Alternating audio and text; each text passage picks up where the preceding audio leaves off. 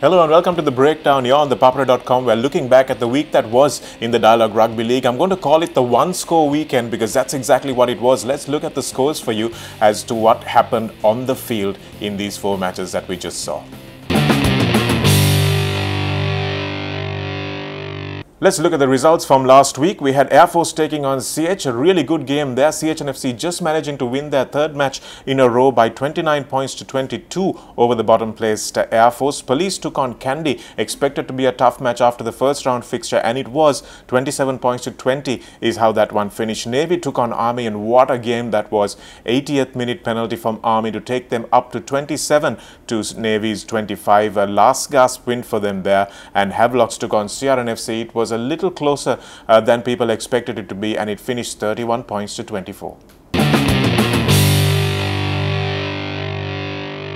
Let's take a closer look at the games for you now. Let's look at Kandy versus Police, our first game on Saturday. And let's remember that Kandy are coming in after a loss. And after a loss, they were playing away from home as well. So they would have been a little vulnerable, but they started off really well. 24 points in the first half and a couple of tries for Vishwamitra Jasinghe. Also good to see him back in try scoring form. And 24 points to 10, it looked very much like Kandy. All they needed to do was keep doing more of the same and get ahead in that game. But somehow something happened in that halftime huddle for Police, and they managed to come back into the game. Suddenly it was 24 points to 20 with Police doing all the scoring in the second half. Kandy just managed to score 3 points, and that was also the final kick of the game in the second half. So holding them to just 3 points in a half is something that I'm sure the Police team will be happy about, but unfortunately for them, they conceded just too many points in that first half. Police's defense was not up to the mark in that first half, and I think they will go back home and shake their heads when they're watching the replays of some of the tries that they conceded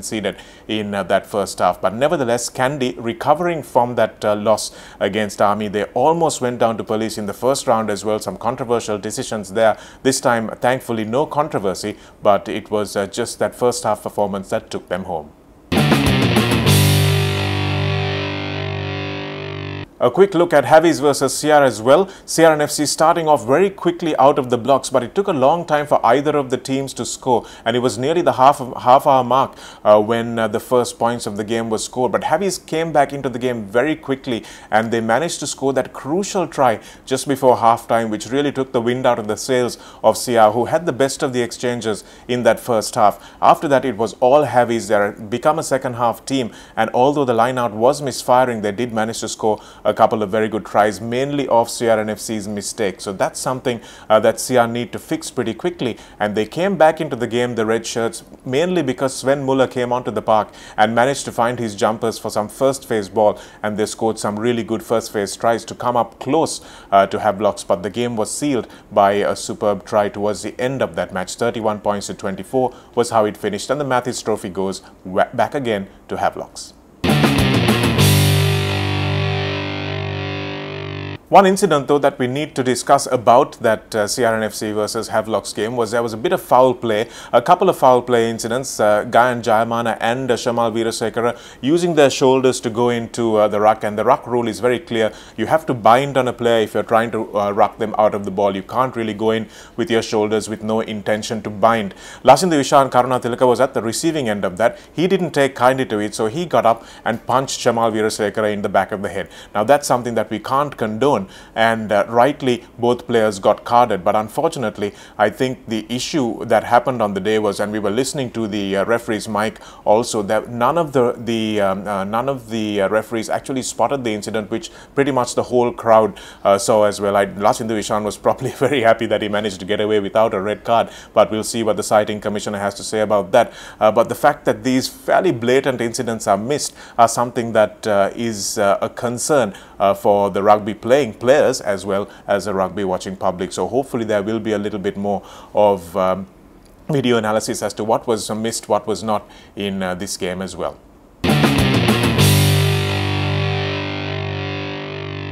Taking a look at the closest game of the weekend, Navy versus Army. Navy were at Welisara trying to bounce back from that loss against Havelocks, but unfortunately for them, they don't look as strong as they were in that fortress that was Welisara, and Army managed to go there and infiltrate their defenses and managed to win by just a solitary kick at the end of the game. Navy's discipline was not what they wanted it to be. They should have been playing the game in the opposite half of the pitch. That wasn't something that they managed to do, and Gayan Salinda, who only came on in the last 10 minutes of the game, managed to score one try and put over the kick that won the game for them as well. So it was a last gasp victory for Army, coming over that famous win against Kandy in Nithavala. So they've won at two very, very difficult places, Nithavala and Welisara. So look for Army to keep those winning ways going as they continue on in the league. So let's wait and see whether they can maybe leapfrog and maybe even make it to fourth place. Who knows? But a superb win for Army. Unfortunately for Navy, they have lost some very, very important points.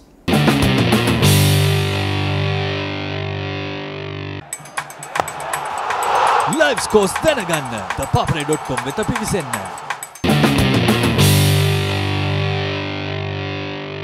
Let's look at the stats for you, brought to you by stats.thepapare.com. All the numbers on this Dialogue Rugby League available for you if you so wish to look at them. Let's look at the points table now. At the moment, Kandy still very much on top, 55 points they have, but Havelock slowly trying to claw back that lead. There's a 3-point gap though, so it's a safe gap for Kandy. They will probably remain at number 1 after the end of the second round as well, but that doesn't matter because we have a playoff coming up, so everybody is still in with a chance of winning this league. Heavy is 3 points behind on 52. CHNFC climbing up, a superb performance. They've won all their last 5 matches, so brilliant stuff from them to come up to third place, where they looked pretty down and out at the end of the first round.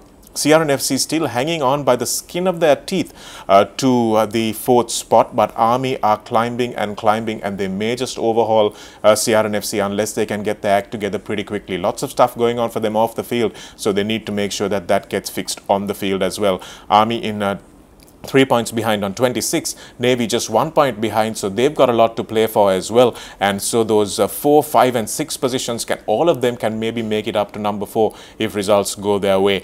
Police are very close behind as well. They're on 22 points, and Air Force, with that win last week and the bonus point that they picked up this week, are on 10 points. So they've hit double figures for the first time this season. So that's the way it looks on the leaderboard.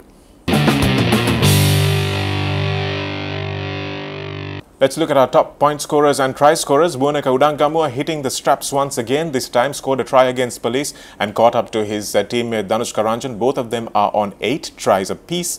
And top point scorer Samuel Madhuvantha putting some serious daylight between himself and Tharinda Ratwatta. Madhuvantha has been the architect of CHNFC's climb, as have some of the other players who have really picked up their game in the second round. But Madhuvantha, what an outstanding performance. He's probably going to be looking towards about 150 points when they finish the season. So on 119, Thirina Vijayasinghe on 98 points. He's come into second place.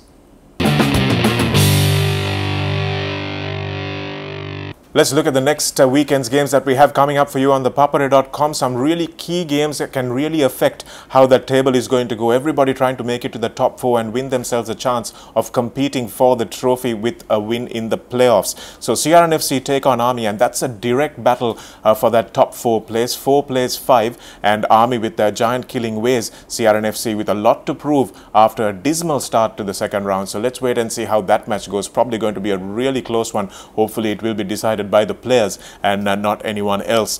Kandy Sports Club taking on Navy Sports Club. That's going to be an interesting one. Navy travelling up to Kandy as well. Motilal Jayatilaka would have watched all the videos. He would have known exactly where Kandy are vulnerable, because they have been gotten close to a couple of times by teams below Navy, and they will be looking at seeing exactly where they can make a difference. Adisha Veeratunga will be a man who will be very important to that Navy cause, going up against Shahan Pathirana, who has been in outstanding form, and with Buoneka Udangamua playing the way he is as well, they're going to have to defend very, very well, Navy, if they're going to try and win this match up in Nithavala.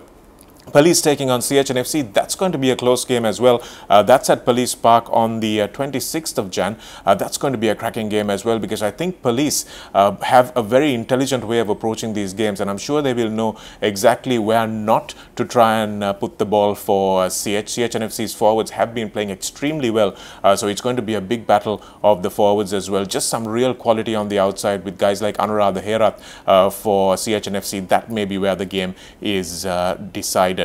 Then we have Havelocks taking on Air Force, and unless there's a mega upset at Havelock Park, it's going to be a pretty easy win for Havelocks. I think they might want to give their bench players a bit of a run out and maybe rest some of their key players as well. So that's going to be an interesting game. I'm sure Sanath Martis will wrap that one up, but the other three games are going to be really close, and I would not take my eye off your screens. We're asking you a trivia question for a chance for you to win a replica jersey from the Sri Lanka national Tuskers team. And this week's question is about the number of teams in the league. As we all know, this league has 8 teams. But when was the last time the league had 9 teams in it? When was the last time that the league had 9 teams in it, and what was the name of that 9th team? I'm sure a lot of you will remember the answer. Please connect with us on YouTube or on the Facebook page, or at the bottom of this video you can comment as well and win yourself a prize. Looking forward to some outstanding games this week, and all these matches are going to have a fantastic impact on where the top 4 finish. So make sure you keep it locked on thepapare.com for this weekend's action. Thanks a lot for joining me on The Breakdown.